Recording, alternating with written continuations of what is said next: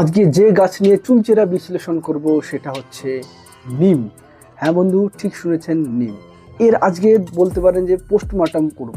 এই গাছের ছাল থেকে শুরু করে ডাল, পাতা থেকে ফুল, গোড়াতে কি কি গুণাগুণ আছে সবকিছু জানবো আজকের ভিডিও। শেষে এমন একটি বিষয় বলবো যেটা আপনি আগে কখনো শোনেননি। যদি আপনার কাছে না আসে তাহলে এই কমেন্ট বক্সে এসে আপনার যাবতীয় কথা আপনি বলে যাবেন, কাজ 100% হবে। সুতরাং ভিডিওটি শেষ অবধি দেখুন, সাথে থাকুন। আমরা অনেক সময় বলে থাকি যে সত্য সবসময় তিতা হয় এবং নিমের মতন তিতা হয়। নিম গাছ তিতা ঠিক, কিন্তু এর গুণাগুণ ততটাই সঠিক যতটা এর তিক্ত ভাব।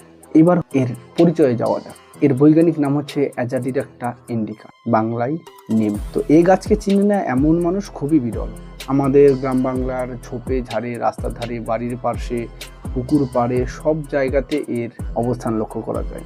যে কোনো জায়গায় আপনি নিম গাছ দেখতে পাবেন। বলা হয় যদি বাড়ির দক্ষিণ পাশে আপনার নিম গাছ থাকে তাহলে নাকি রোগ ব্যাধি কম হয়। আপনি হয়তো খেয়াল করবেন যে দক্ষিণ ভারতের বিভিন্ন সিনেমার বিভিন্ন অংশে নিমের ডাল ঘুরিয়ে সব নাচানাচি করে। তো নিমের যদি বৈশিষ্ট্য গুণাগুণ আপনি লক্ষ্য করেন তাহলে এর অপরিসীম গুণ।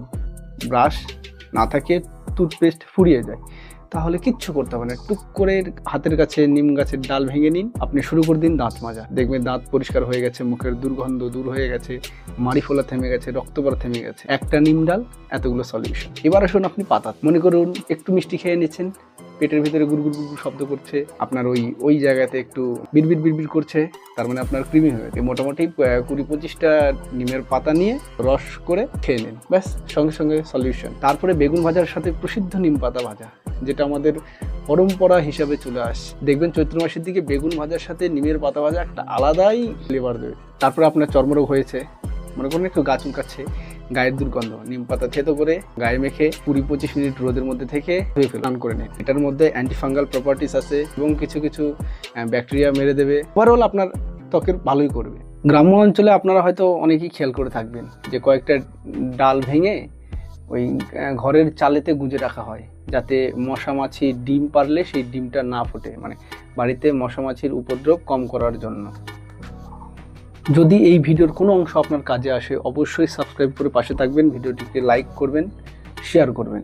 কারণ দেখুন, আপনাদের সাপোর্ট ছাড়া ওটা সম্ভব নয়। আমি এই ধরনের ভিডিও এই চ্যানেলে নিয়ে আসতেই থাকবো। এবার আপনি হুট করে হয়তো ভেবে বসে যাবেন আমি ওষুধ বিক্রি করছি বা কবিরাজি করছি। আগে না, প্রত্যেকটা গাছের কিছু না কিছু ভেষজ গুণ থাকে এবং আমি সেটাই আপনাদের সামনে জাস্ট তুলে ধরছি। যাদের রাতকানা রোগ আছে তারা নিমের ফুল ভাজা খেলে কিছুটা উপশম পেতে পারেন। আগেকার দিনে নিমের শিকড়, যেটা গোড়া, সেই শিকড়ের নির্যাস ব্যবহার করা হতো আপনার জ্বর হলে। 18 থেকে 24 বছর বয়সে যাদের নাইট ফলস হয় তারা এই নিমের ছালকে থেতো করে তার 2 থেকে 3 চামচ রসের সঙ্গে 3-4 ফোঁটা কাঁচা গরু বা ছাগলের দুধে মিশিয়ে খাবেন, সপ্তাহে 3 থেকে 4 দিন আপনি রেজাল্ট পাবেন। তারপরে বলছি, এই জিনিসগুলো টোটকা হিসেবে ইউজ করবেন, হার্ট রোগের জন্য নয়। আপনার যদি অত্যাধিক বেশি হয় আপনি অবশ্যই ডাক্তারের পরামর্শ নেবেন। এবার আসি নিম ফল দিয়ে কী হয়। এটি বিশেষত পাখির খাদ্য হিসেবে গৃহীত হয়, আর এ থেকে বিশেষ ধরনের তেল হয়, যেটা হচ্ছে এই সবজি চাষ বা বিভিন্ন ফসলে নিম তেল হিসাবে কাজে লাগানো হয়, বিভিন্ন কীটনাশকের সঙ্গে মেশানো হয়। সত্য সবসময় তিতা হয়, তাই দেখবেন আপনি যখন কোনো একটা বিষয়ে সত্য কথা বলবেন আপনি 10 জনের কাছে বা 5 জনের কাছে খারাপ হয়ে যাবে, তবুও ঠিক আছে, কারণ একদিন তারা অবশ্যই বুঝবে লোকটা আমার ভালোর জন্যই কথাটা বলেছিল।